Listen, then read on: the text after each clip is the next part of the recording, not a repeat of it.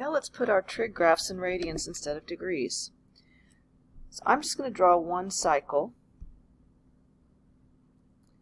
And instead of going from 0 to 360, we're going to go from 0 to 2 pi.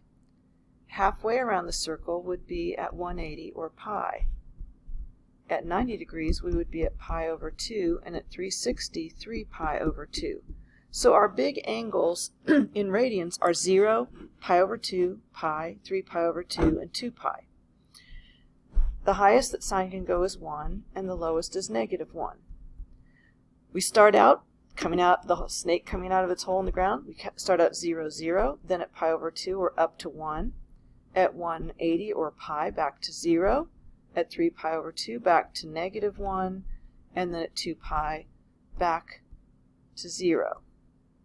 So notice that every one of the key angles, every 90 degrees or every pi over 2 radians, we're either going up, middle, down, back to the middle. What about cosine? Of course, same 4 big angles, or same 5 key points. We're going to end at 2 pi. Halfway we're at pi. 3 pi over 2 is 270, and pi over 2 is 90. And cosine also is contained between -1 and 1, but instead of starting low, cosine is the cup that starts up, and of course it ends where it started, so it ends up. Halfway between, we're at the low point, and then at pi over 2 and 3 pi over 2, we're on the x-axis. So here's what cosine looks like in radians. Now, of course, if we extended this 2 cycles, we would go from negative pi over 2 on the left to 2 pi. I said pi over 2, I meant 2 pi. Negative 2 pi to positive 2 pi would give us 2 complete cycles. And I'm just going to mark the halfway point because that makes it easier for me to draw. And then down and back up. Okay, so that would be 2 whole cycles. For cosine, we go from negative 2 pi to positive 2 pi. And I'm going to mark the key points because once again that helps me to draw it better.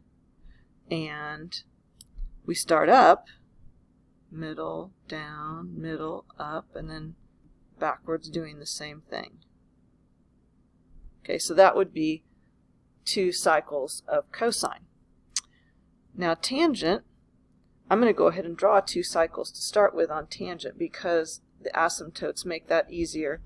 So with tangent, we once again have our 2 pi, negative 2 pi, pi, negative pi, pi over 2, negative pi over 2, 3 pi over 2, and negative 3 pi over 2. Now we're not going between -1 and 1 because tangent goes up to infinity. So I'm going to go ahead and put in the asymptotes. Now our asymptotes are at 90 and 270, which is now pi over 2 and 3 pi over 2, both positive and negative. The zeros are in between. And of course, when we are at 1 and -1, positive 1, -1, we're halfway in between at 45 degrees. So this key point would be at pi over 4 and negative pi over 4. I'm not going to write all these in because it would get a little crowded in my drawing. But we would have these halfway points at positive and -1 at the 45 degree angles, which would be all of the pi over 4s. And then we draw in our tangent graph. Now I deliberately did this without a grid because I wanted you to label the key points yourself, because that's going to help you remember those key points better.